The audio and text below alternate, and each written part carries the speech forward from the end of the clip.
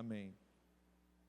Então, o versículo 31 diz assim: então Jesus lhes disse, Jesus falando com os seus discípulos, no momento ali do Getsêmani, ele fala para os discípulos: ainda esta noite todos vocês me abandonarão, pois está escrito: ferirei o pastor e as ovelhas do rebanho serão dispersas.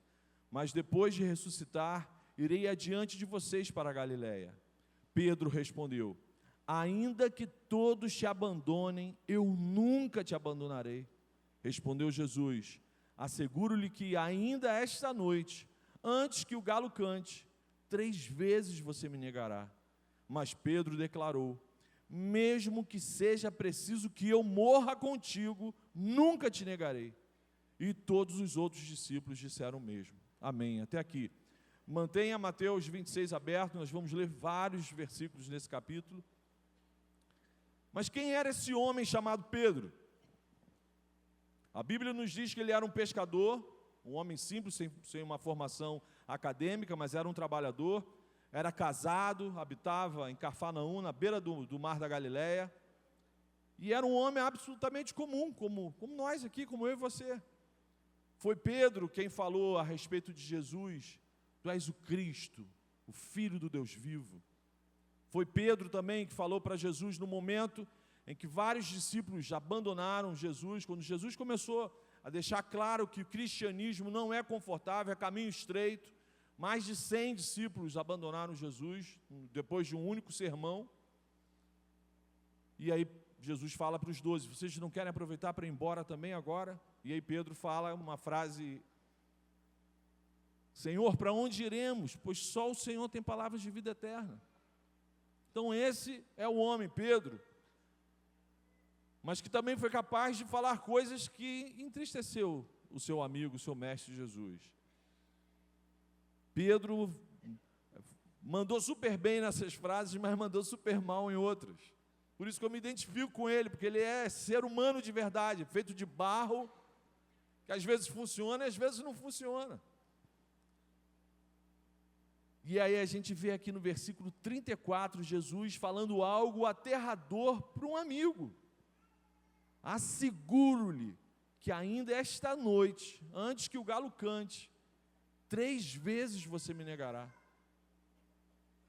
O que levaria Pedro, um discípulo amado, uma pessoa que participou dos eventos mais especiais durante os 3 anos de ministério de Jesus, um discurso tão apaixonado como esse que a gente leu, acabou de ler agora, o que levaria esse homem a ouvir isso de Jesus?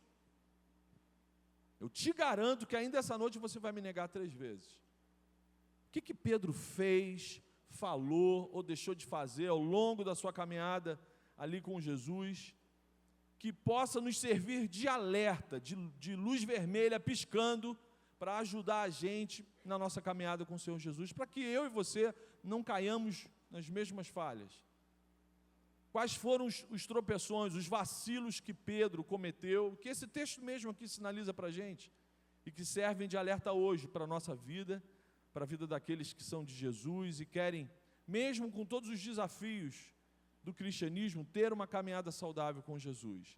Então, eu olhando o texto, eu consegui identificar 3 grandes falhas do apóstolo Pedro, que com certeza me abençoaram no sentido de me trazer alerta, me trazer cuidado, me trazer advertência, e eu quero compartilhar isso com os irmãos. Primeiro sinal de tropeço, anote aí, primeiro sinal absurdo de que uma coisa muito ruim estava acontecendo no coração do apóstolo Pedro, foi ele se considerar melhor que os outros. Primeira observação, Pedro se avaliou melhor que as outras pessoas. Ele não teve o menor cuidado de manifestar esse pensamento. Mateus 26, 33. Ainda que todos te abandonem, eu nunca te abandonarei. O que na prática Pedro estava dizendo com essa frase? Eu não sou como essa galera aí. Ainda que esses 11 aí te abandonem, te deixem para trás, eu não sou como eles. Olha, Jesus, você pode confiar em mim, eu sou o cara. Eu nunca vou te deixar. Não sou igual esses outros aí que você escolheu. Absolutamente arrogante e soberbo. numa frase falseada de fidelidade, de dedicação. Pedro esqueceu que a soberba é o prenúncio da queda. Corações soberbos, arrogantes, estão andando na beira do precipício. Quando a gente olha para dentro da gente e a gente começa a se achar mais santo, mais salvo do que as outras pessoas, meu irmão, tem algo muito podre rondando o nosso coração, pior do que a putrefação das carnes que foram comercializadas aí ao longo da história dessas empresas, que nessa semana a gente tomou conhecimento. Quando um cristão, alguém que se diz seguidor de Jesus, começa a se avaliar melhor do que um outro ser humano, um câncer está dominando a alma desse cidadão, dessa criatura. A pessoa começa a se achar mais santa, mais piedosa, mais correta que os outros. Uma situação muito ruim, muito ruim. A Bíblia diz que Deus resiste aos soberbos. Quer irritar Deus? Seja arrogante e soberbo.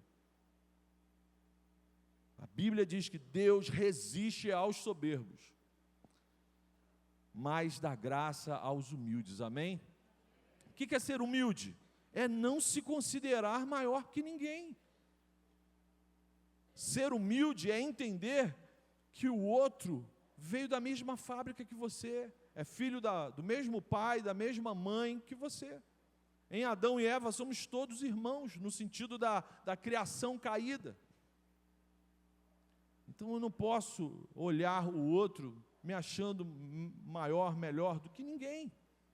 E aí Pedro se deixou contaminar pela loucura da soberba. Então preste atenção, alguém que andou intimamente com Jesus, participou de eventos extraordinários com Jesus, estava no Monte da Transfiguração, viu como que Jesus se portava, viu como Jesus era humilde, como que Jesus se esvaziou, e em questões de segundos ele manifestou de fato o que estava na sua alma. Então cuidado com a loucura da soberba. Quando esse vírus toma conta do nosso coração, invariavelmente a gente vai entristecer o coração de Deus e o coração das pessoas que estão à nossa volta. Gente que a gente ama, gente que ama a gente, vai ficar triste. Que tragédia é quando um cônjuge se considera melhor do que o outro. E o outro está sempre errado, eu estou sempre certo. Que tragédia é isso? Que tragédia quando um filho se considera melhor, mais inteligente, sei lá, que os seus pais. Quando um adolescente se considera melhor do que um ser humano de cabelo branco, ou os sem cabelos. Tem hora de voo aí na frente, digno de respeito, de cuidado, de atenção. Que tragédia é quando um vaso de barro acredita ser vaso de ouro. É uma tragédia. Saiba que o Deus que resiste aos soberbos vai te espremer. A Bíblia também tem essa função, de desenganar a gente. Deus não vai ficar atônito, perplexo, diante da nossa soberba e da nossa arrogância. Se você é de Jesus, Ele vai te passar na peneira. Até porque, para andar com Ele, Ele não quer que você carregue essa sujeira da soberba e da arrogância. Então, quem é de Jesus, Deus, e manifesta, tem esses espasmos de soberba e de arrogância, Deus vai espremer, vai passar na peneira. Segundo o escorregão que Pedro dá aqui, que serve de alerta para a gente, está no versículo 35, consequência inevitável de um coração arrogante é a autoconfiança exacerbada. Segunda observação, anote por favor, autoconfiança exacerbada. Meu irmão, não é para a gente caminhar achando que a gente é constantemente incapaz, né? Isso eu não consigo fazer, isso eu não posso fazer, isso eu não vou nem tentar, que eu já sei que vai dar errado. Não é para ser assim. Isso é uma patologia, não é para ser assim. Mas também não é para você ter uma autoconfiança exacerbada, do tipo, eu sou o cara. Jesus deu a maior sorte de me encontrar. Agora o reino vai para frente. Eu nem mandei o currículo, mas ele bateu aqui na minha porta. Confira, por favor, versículo 35. Olha o que Pedro declarou. mesmo que seja preciso que eu morra contigo, nunca te negarei. De novo, ele pronunciando a palavra nunca. Observe o que ele está dizendo: nunca te negarei. Ele usa 2 vezes em poucas frases a palavra nunca. E, meu irmão, guarde isso, são poucas as frases onde nós, seres humanos, a gente pode usar a palavra nunca. Faça um exame aí que você vai ver que são pouquíssimas as vezes as frases que nós poderemos usar a palavra nunca. Por exemplo, por mais que eu tente, eu nunca entenderei o amor e a graça de Cristo para comigo. Amém? Eu não consigo entender o amor, a decisão de amar a gente antes da fundação do mundo, a decisão de investir na nossa vida, isso eu nunca vou entender. Mas Pedro aqui, sem noção nenhuma, estava com a sua autoestima nas alturas. Pedro esqueceu das palavras do profeta Jeremias, lá no capítulo 17 de Jeremias, que fala: maldito o homem que confia no homem, que confia na força do seu braço, que acha que vai resolver tudo na sua intelectualidade, no seu jeitinho, na sua capacidade. Pedro se achava forte o suficiente para nunca fracassar na sua fidelidade a Jesus. E aí o texto está alertando a gente, mostrando que é possível sim, alguém que andou intimamente com Jesus falhar na sua fidelidade a Cristo. Então Pedro, com um discurso aparentemente inabalável, alguém que jamais negaria as suas convicções. Aquele cara que você quer ser discípulo, quero andar com Pedro. Meus irmãos, é um auto-engano perigosíssimo a gente confiar exageradamente na força do nosso braço. Confiar porque eu estou há tantos anos no Evangelho, isso nunca vai acontecer comigo, isso nunca vai acontecer no meu casamento, isso nunca vai acontecer com os meus filhos. Não há nada mais perto do precipício do que a autoconfiança exacerbada. Muitas vezes é essa autoconfiança insensata que derruba grandes homens de Deus. Quantos pastores caem em pecados terríveis por causa da autoconfiança exacerbada? Quantos ministérios são destruídos, vão para o mar do esquecimento, porque os seus líderes se auto-enganaram nessa autoconfiança exacerbada? Muitos casamentos naufragam porque um dos cônjuges, um dia, se achou tão autossuficiente que não se incomodou em flertar com o pecado, em andar perto do precipício. Afinal de contas, não vai acontecer isso comigo. E aí o abismo engoliu ele nem percebeu. Quando você descansa na força do seu braço, a tragédia é certa. Guarde isso, guarde isso. Quando você não está descansando no Senhor, quando você está descansando na sua capacidade, a tragédia é certa. Só quando a gente reconhece a nossa fraqueza e a nossa impotência diante de Deus, que a gente assume a nossa total dependência do Senhor, aí sim nós somos fortes. Quando você reconhece que para dar um passo, que para viver o seu cristianismo, viver o seu dia, viver o seu casamento, ser um excelente profissional, fazer tudo com excelência, quando você reconhece que para ser assim, depende que o Senhor esteja segurando na tua mão, aí você é forte. O apóstolo Paulo falou isso, anote por favor. Segunda carta de Paulo aos Coríntios, capítulo 12, versículo 10. Paulo fala o seguinte: alegro-me nas fraquezas, nos insultos, nas necessidades, nas angústias, pois quando sou fraco, aí é que eu sou forte. Paulo sabia, quando está tudo difícil, quando eu tenho a consciência real de que eu não consigo, aí eu corro, dependo do Senhor, peço ao Senhor, clamo ao Senhor, aí eu sou forte, Deus está comigo. Alguma coisa pode se opor ao Senhor? A narrativa descrita por Mateus, no capítulo 26, me leva a concluir, olhando para esse texto, que essas falhas terríveis que o apóstolo Pedro apresentou no seu relacionamento com Jesus e com seus irmãos, porque vocês percebem, quando Pedro fala isso, o que os outros discípulos falam? Eu também estou contigo. Algum discípulo ia falar: Senhor, se a coisa ficar preta, eu vou correr. Não, quando Pedro falou que não, eu vou contigo, vou morrer, mistério. Aí os outros, mistério também, estou junto dentro. vou falar o quê depois de uma frase dessa triunfalista? Né? Você tem que dar lá, glória a Deus, e estou dentro. Só que o texto sagrado nos aponta numa direção que uma pessoa que está vivendo, que está falhando nessas áreas, com toda certeza está tendo falhas graves na sua vida de oração, de comunhão íntima com o Senhor. Isso é consequência de uma vida de intimidade, de oração apática, doente, ruim. E aí o texto sagrado me aponta nessa direção. Mateus 26, você está ainda com ele aberto aí? Mateus 26, agora vamos para o versículo 40 e 41. Jesus foi para o Getsêmani, leva Pedro, leva mais 2 discípulos e pede para Pedro ficar orando. Pedro fica orando. E aí olha o que acontece.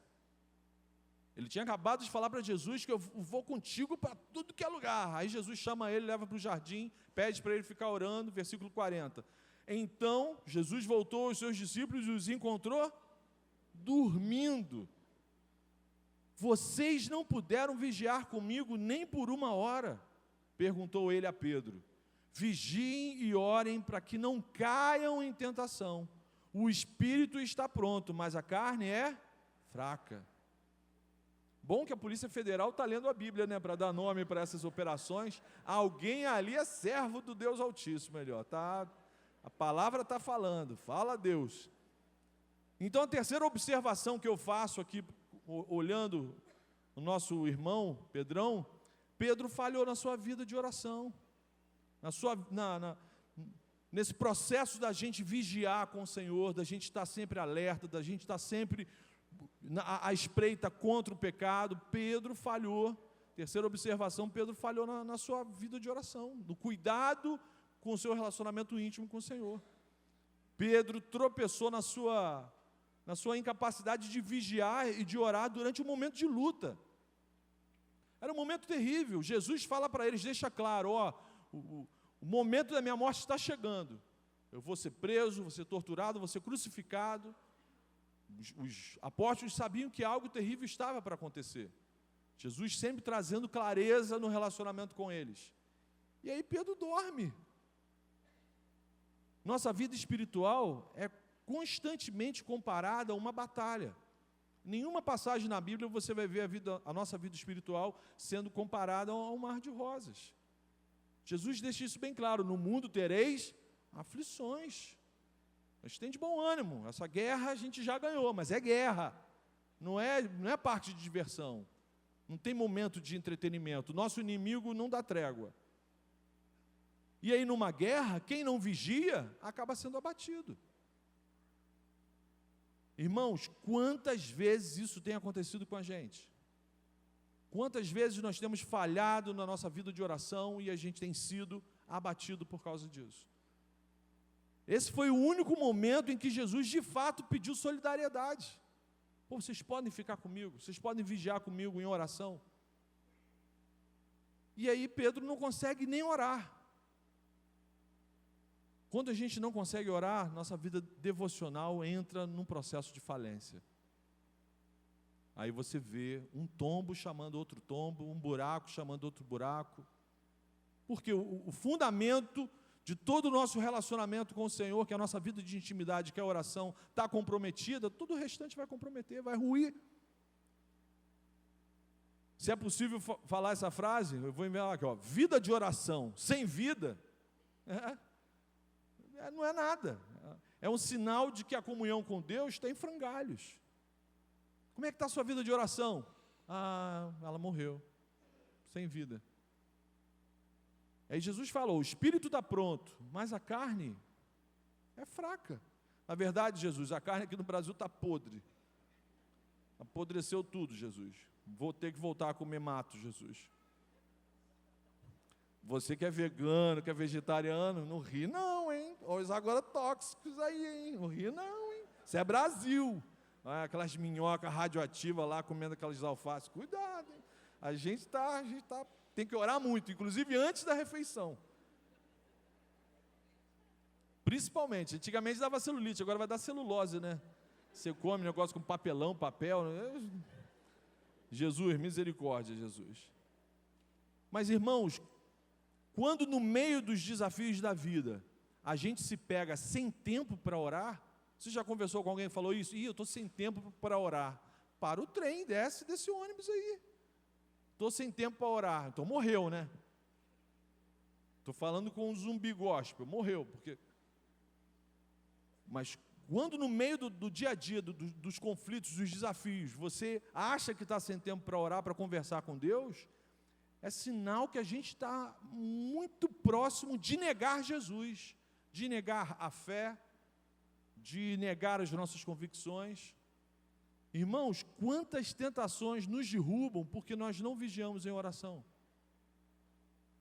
Quantas quedas, quantas vergonhas, quantas lágrimas, quanta gente sofrendo, quanta dor na família, quantos jovens com a reputação maculada porque não vigiaram, só porque não oraram.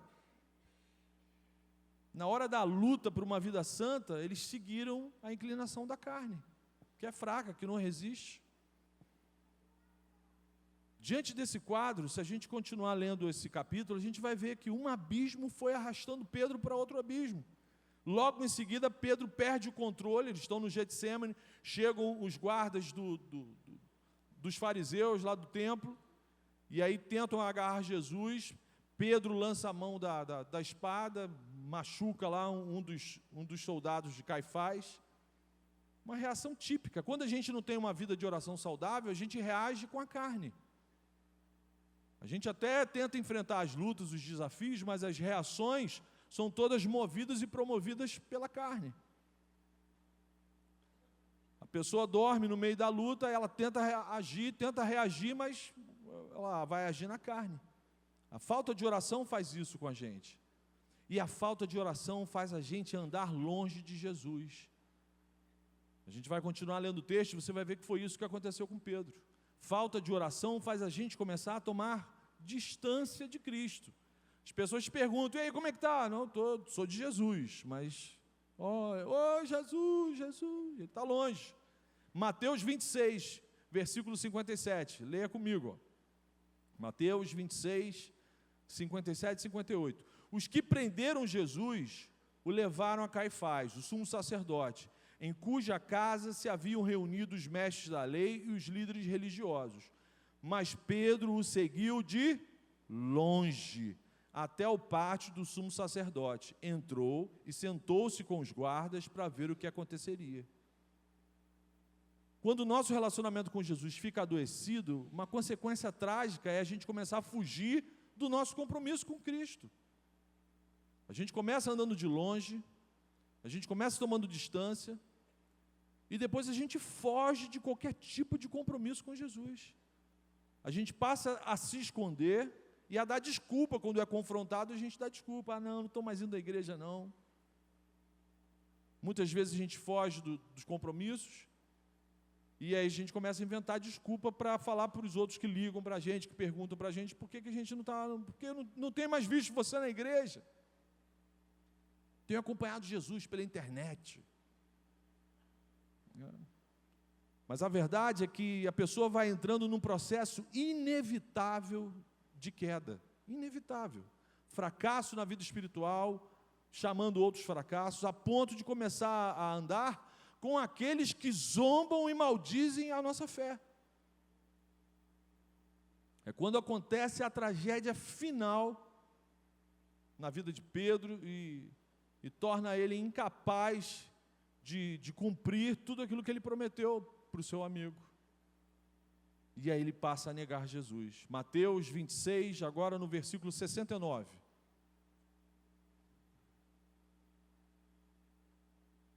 Pedro estava sentado no pátio, só para trazer clareza para vocês, imaginem a cena. Os guardas do templo, não eram soldados romanos não, às vezes as pessoas pensam que eram os soldados romanos que foram pegar Jesus no Getsêmani, não foram. Eram guardas, zeladores da igreja dos fariseus, que era o templo lá de Jerusalém. Então Caifás era o sumo sacerdote, eles pegaram Jesus, levaram para a casa de Caifás, deixaram Jesus amarrado no varandão, lá os guardas segurando Jesus, os mestres da lei se juntando, que eles iam começar um julgamento contra Cristo ali, e aí varanda grandona, aberta, vai chegando uma porção de gente, formando aquele bolinho. Então Pedro estava no meio daquele bololô que estava olhando para ver o que ia acontecer com Jesus. Pedro estava sentado no pátio e uma criada, aproximando-se dele, disse: você também estava com Jesus, o Galileu. Mas ele o negou diante de todos, dizendo: não sei do que você está falando. Depois saiu em direção à porta, onde outra criada o viu e disse aos que estavam ali: este homem estava com Jesus, o Nazareno.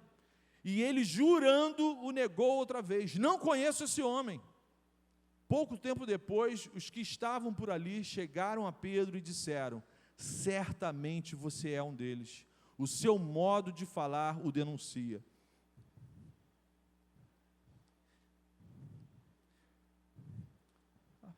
Aí ele começou a se amaldiçoar e a jurar: não conheço esse homem. Imediatamente um galo cantou. Então Pedro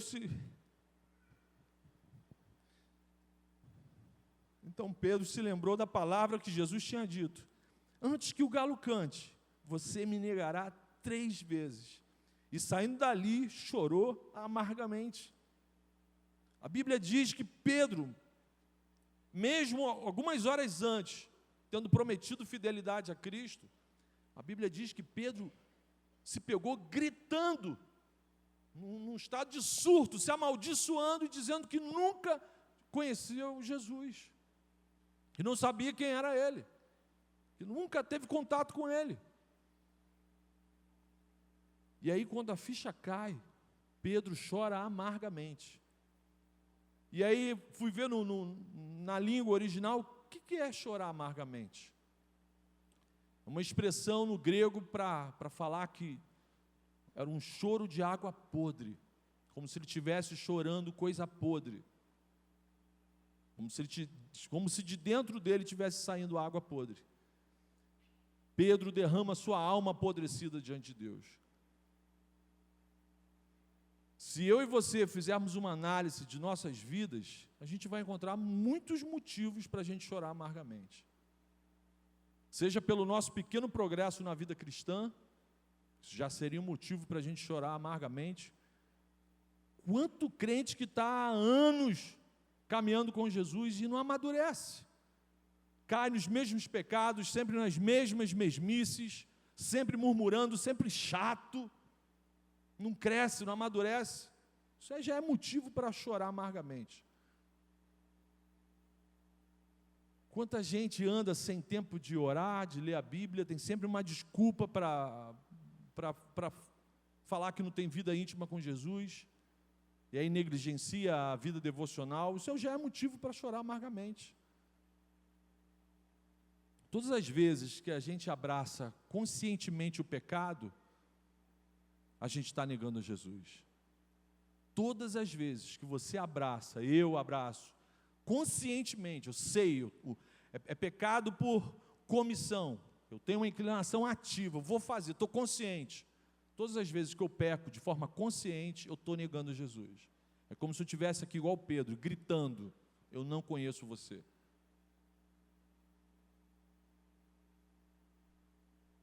Meus irmãos, a gente precisa fazer, de tempo em tempo, semanalmente ou diariamente, uma revisão de como anda nosso relacionamento com Cristo. E espero que, como aconteceu comigo, que as nossas revisões sejam banhadas em lágrimas na nossa devocional com o Senhor. No entanto, em nome de Jesus, a história não termina aqui. Amém? Apesar dos nossos deslizes, dos nossos tropeções, da nossa natureza confusa, da dureza do nosso coração, Jesus não desiste daqueles que o Pai lhes deu. Amém? Pedro é uma prova da boa nova do Evangelho, eu sou uma prova da boa nova do Evangelho, vários irmãos aqui são prova de que Cristo não desiste daqueles que o Pai coloca na mão dele. Amém? Depois da crucificação, olha que coisa maravilhosa. Depois da crucificação, ao 3º dia, Jesus ressuscita, encontra alguns dos seus discípulos, e a primeira coisa que ele fala, quando ele encontra o primeiro grupo de discípulos, é: diga para Pedro que eu vou ter com ele. Ele não fala fala para Pedro que agora eu estou vivo, agora eu vou olhar. Fala para Pedro que eu tenho aqui o endereço dele, a localização. Meu WhatsApp aqui já deu a localização onde ele está. Não, ele falou, diga para Pedro que eu vou me encontrar com ele. E aí, nesse momento, Jesus iniciava a restauração da vida de Pedro. Querido, você pode estar vivendo um momento como Pedro viveu. Você pode estar aqui essa noite vendo que a sua vida hoje parece muito com o que a gente leu aqui na palavra, mas saiba que a restauração que Pedro recebeu, você também pode receber nessa noite, amém? Isso pode acontecer agora, em nome de Jesus, em nome de Jesus. Você nem precisa esperar terminar a mensagem, agora aí você já pode começar a falar com o Espírito Santo, pedir perdão, reconciliação. Quero dizer a vocês que muitas vezes os servos de Deus caem. Pedro era servo de Cristo, mas não ficam esquecidos, amém? A gente não fica abandonado pelo nosso Senhor. Se você é filho de Deus, Jesus nunca te abandonará. Nesse caso, a gente pode falar a palavra nunca sem medo. Jesus nunca te abandonará. Amém, meu irmão? Se você foi comprado com o sangue do Cordeiro, isso nunca vai te acontecer, de ser abandonado por Jesus. Por isso, hoje é noite da gente levantar os olhos, é noite de confissão de pecados, é noite de choro, de lágrima, de arrependimento, e é noite da gente ter um renovo com o Senhor. Então, o que a gente pode fazer de prático diante de um texto como esse? Confesse seus pecados para o Senhor. Confesse seus pecados. Chore as lágrimas do arrependimento. Senhor, eu fiz uma avaliação da minha vida essa semana. Senhor, que tristeza, Senhor. Falei aqui. Se você não lembrar das coisas, peço que o Espírito Santo te lembre. Pecado causa amnésia no cristão. Então, peço que o Espírito Santo te lembre. E aí confesse seus pecados. Sempre que cair, meu irmão, seja rápido na confissão do pecado e no pedido de perdão e volte a andar com o Senhor. Amém? O pastor Henrique falou uma vez isso aqui, o que caracteriza um cristão maduro é o tempo que ele leva depois da queda para se arrepender. Cristão que cai, a gente precisa conversar, dar dura, disciplinar, e fala, e aí 3 anos depois ele ainda está tentando entender por que, pastor, você fez isso comigo. Agora, quando o cristão cai, ninguém fala com ele já confessa o pecado para o Senhor. Vou voltar a andar na direção de Cristo. Então, segunda aplicação, você confessou o pecado, receba o perdão. Tem gente que não recebe perdão, que não se enxerga perdoado pelo Senhor Jesus. Meu irmão, se você confessou os seus pecados, isso te gerou lágrima, te arrancou lágrima, receba o perdão. Tome posse do perdão que só o sangue do Cordeiro te dá. E receba a restauração da sua comunhão com Cristo.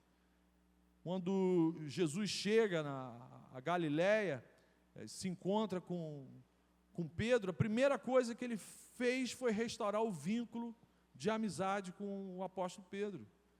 Está lá em João, capítulo 21, versículo 15. Jesus restaura o vínculo emocional e afetivo com o seu amigo. Pedro negou Jesus 3 vezes, Jesus cria um ambiente para que Pedro declarasse o seu amor a ele 3 vezes. Não foi por acaso que Jesus ficou perguntando, Pedro, tu me amas? Pedro, tu me amas? Pedro, tu me amas? E aí Pedro, ainda confuso e triste com tudo que tinha acontecido com ele, ele fala, Senhor, tu sabes todas as coisas. Tu sabes que eu te amo, que eu sou fraco, que eu sou confuso, que eu sou frágil, que eu sou medroso, que eu sou covarde, mas eu te amo. Minha alma tem sede de ti, eu não consigo viver sem o Senhor. E aí Jesus, maravilhoso, depois do perdão, da restauração, da relação de amizade, de companheirismo, Jesus restaura a missão de Pedro. Pedro, então, apacenta as minhas ovelhas, cuida do meu rebanho.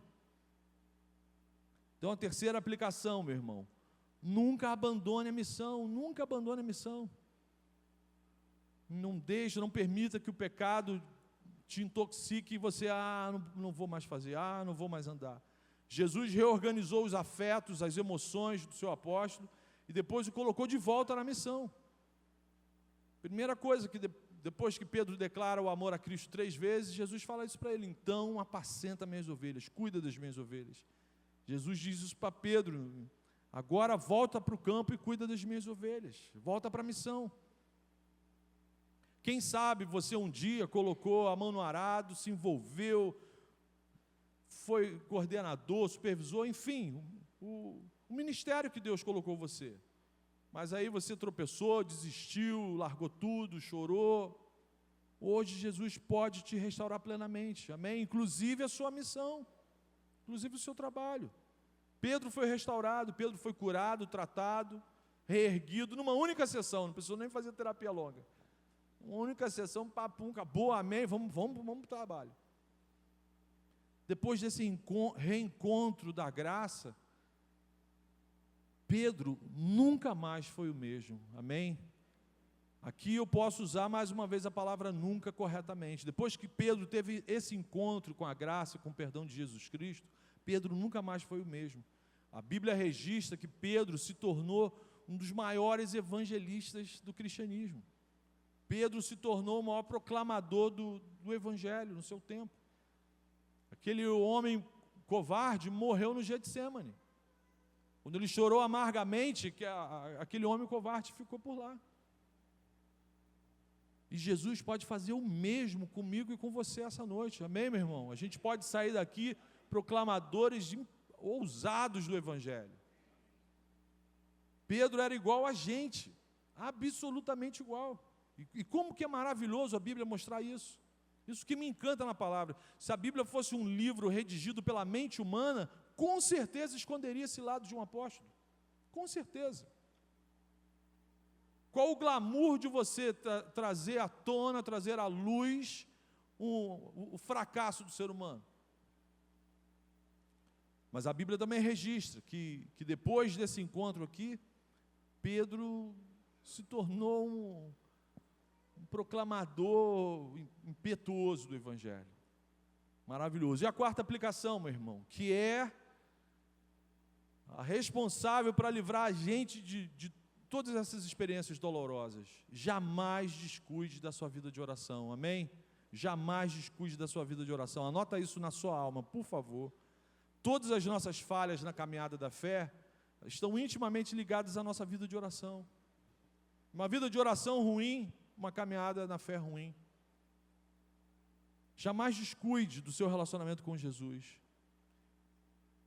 Em 32 anos que eu sou cristão, eu nunca conversei com alguém que estivesse vivendo uma vida torta e que tivesse com uma vida de oração reta. Nunca conheci alguém vivendo em pecado com a vida de oração certinha. Não dá. A vida de oração te livra de todos esses buracos, de todas essas falhas. E aí, meu irmão, se Jesus te pediu para orar, não durma, pelo amor de Deus, não durma. Sempre alerta. O mote dos escoteiros é o mote do cristão, sempre alerta. A gente só peca quando se distrai. Você já viu alguém pecando alerta? Estou vigiando minha vida. Aí, pequei. Você só peca quando se distrai. Então, ao ler sobre a vida do apóstolo Pedro, discípulo amado, chegado a Jesus, fica claro para mim, espero que tenha ficado claro para você, que apesar de todas as nossas falhas, falências, quedas, Jesus nunca desiste dos seus, amém? Essa é a lição maravilhosa de todo esse texto, tudo que eu aprendi com Pedro e com o Senhor, a despeito da traição, a despeito do abismo onde Pedro se encontrava, Jesus não desistiu dele, e Jesus nunca desiste dos seus, amém? Guarde isso, Jesus não nos trata segundo os nossos pecados, Ele nos trata conforme a grande misericórdia e graça dele, aleluia. É essa certeza de ter um Deus pessoal, amigo, perdoador, que nunca desiste da gente, é que me encanta ainda mais por Cristo, é que me constrange a dedicar sempre mais a minha vida ao Senhor. Que seja assim também na vida de vocês, amém? Feche seus olhos. Jesus querido, muito obrigado pelo teu amor, Senhor. Obrigado, Senhor, pela tua graça, Senhor. Pelo favor que a gente não merece, Senhor. Obrigado pela tua palavra, Senhor. Senhor, como é bom a gente se debruçar diante da tua palavra, Senhor. Como é bom o Senhor falar com a gente através dela, Senhor. Obrigado pela boa notícia do Evangelho, Senhor. Como que a gente ia conseguir viver sem receber essa notícia, Senhor? Obrigado pela certeza de saber que o Senhor não desiste dos seus, Senhor. Aleluia, Senhor, aleluia. Ah, Senhor, quantos aqui nesse momento estão chorando porque reconhecem que te traíram, Senhor. Reconhecem que te abandonaram, negaram ter parte contigo. Senhor, perdoa os nossos pecados, Senhor. Restaura os teus filhos. Restaura a nossa comunhão com o teu Santo Espírito, Senhor. Restaura a alegria da salvação, Senhor. Restaura, Senhor. Que saiamos daqui hoje, Senhor, ainda mais alegres, cheios da tua presença, Senhor. E com o desejo de sermos usados muito, Senhor, para a honra e glória do teu nome. Amém, Jesus. Amém. Em nome de Jesus. Amém.